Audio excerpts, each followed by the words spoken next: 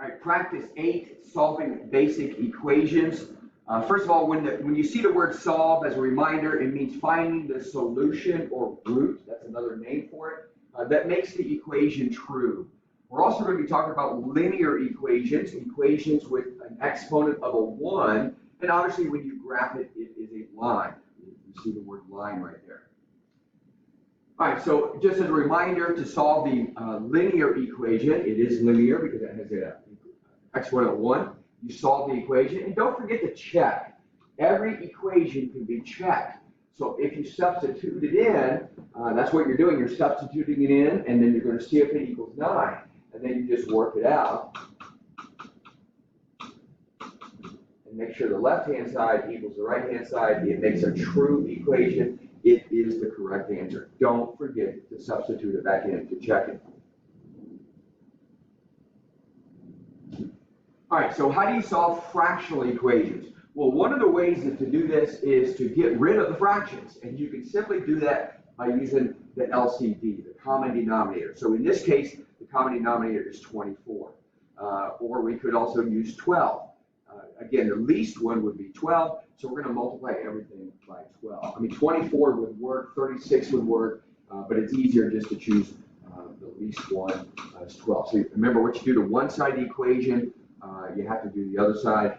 Just let me back it up. Some texts, even our textbook, let me show you the way that they write it. They basically say you're multiplying the left side by 12 and multiply the right side by 12. Okay, I like writing it individually, but either way is fine. So again, what you do to one side, you have to do to the other side. And so when you multiply this by 12, you're going to get 2x. And when you multiply this by 12, you're going to get 8. When you multiply this by 12, you see that again, they cross out, you're going to get 9x. And then you can just solve that. You get 7x equals 8. Divide both sides by 7. 8 7s is your answer. Again, what we want to do is get rid of the fractions, because this looks like an awful equation, but we want to get rid of them by finding the common denominator. Well, the first thing I'm going to do is factor the trinomial here. So let me rewrite it. So x plus 3, I'm going to factor this. X minus 2, x plus 1.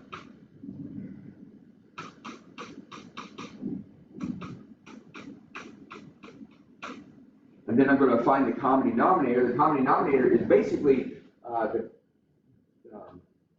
combination of all those denominators. So we have an x plus 1.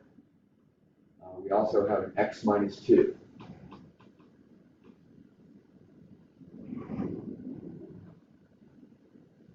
And we're going to multiply this by the same thing. We're multiplying the entire left side, the entire right side. So on the left side, when we use the distributor property, we're going to do this. The x plus 1s are going to cross out, and you're left with just x minus 2. Use the distributor property. The x minus 2s are going to cross out, and you're left with x plus 1. Here, the denominators, that will literally cross out, and you're left with x plus 3. So notice, multiplying by the common denominator, it gets rid of the fractions. And then from here, you combine the x's on the left-hand side, and then start solving, and you get your answer of 4. And again, you can easily substitute it back in and see if it actually equals the left side equals the right side. You can easily check your answers. All right, so the same thing on this one.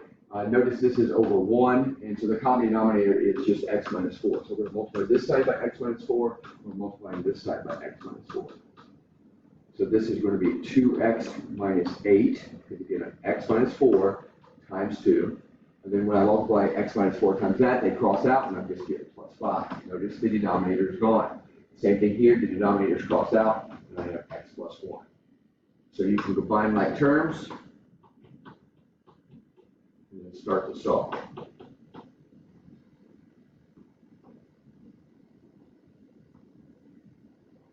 All right, let's look at power equations.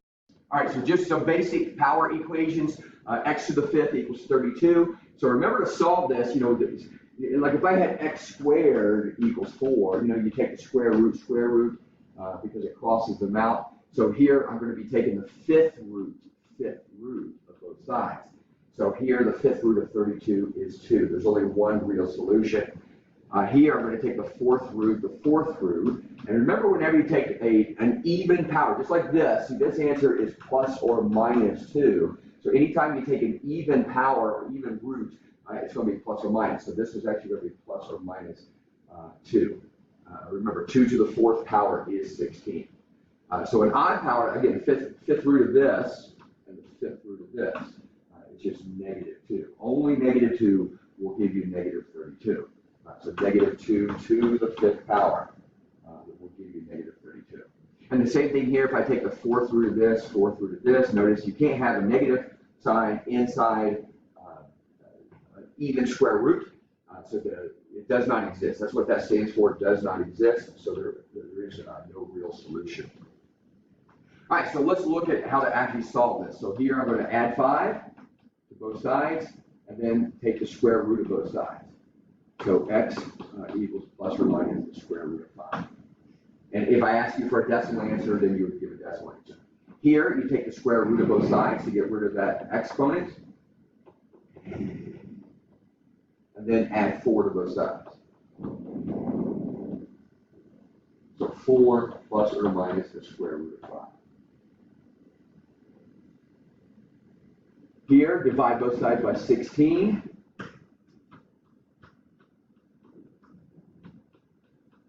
Then take the fourth root of both sides, and the fourth root of the top, and the fourth root of the bottom. So the fourth root of 81 is 3, and the fourth root of 16 is 2. Don't forget plus or minus. By the way, you do need to remember the plus or minus, because plugging that into a calculator won't give you the plus or minus. You have to realize that. All right, so here we're going to add 2 to both sides. So we get 5x equals 45, 5x equals 2/3. And then divide by 5. Now to get rid of a 2/3 power, I mean, there's several ways to do this, but the easiest way to do this is just take it to the 3/2. So those cross out. So really what you need to do is to the 3/2 power. And without a calculator, remember the denominator is the root. So this literally is the square root of 9 to the third power. The denominator is the root. Okay, so just the square root of 9 is 3, and then 3 cubed is 27. So you don't need a calculator, but you might want to practice, especially on your scientific calculator, how to actually plug that in. Make sure when you plug it in, you have actually parentheses around that. Because if you don't, if you plug this in, this won't give you the right answer. Because this will do order of operations, it will do 9 to the third power divided by 2. So make sure you use parentheses around that fraction. All right, and then finally, how to solve for one variable. Well, notice here's a formula. It's a surface area of a cube, of a rectangle. And so what we want to do, right now it says A equals, but what if I wanted to solve for W? If I wanted to solve for W. Well, first I'm going to minus 2LH, because what I want is W equals. And so I'm going to minus the 2LH.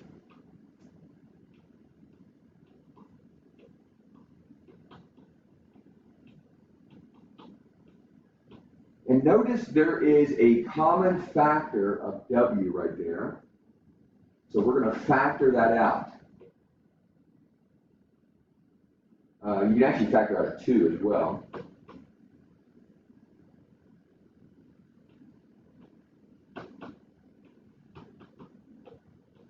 And then, again, so all we have to do is go straight from there to there. So we're going to divide by 2L plus H. We're just going to divide that by 2L. What you do to one side, you have to do the other side. So A minus 2LH divided by 2L plus H. And again, you're solving for one variable, and that's what we did. We solved for the letter W. Just a quick comment, I did forget the 2 on that one, so this would be right there. And you really could factor out a 2 out of the bottom if you Probably should if it's factored all the way.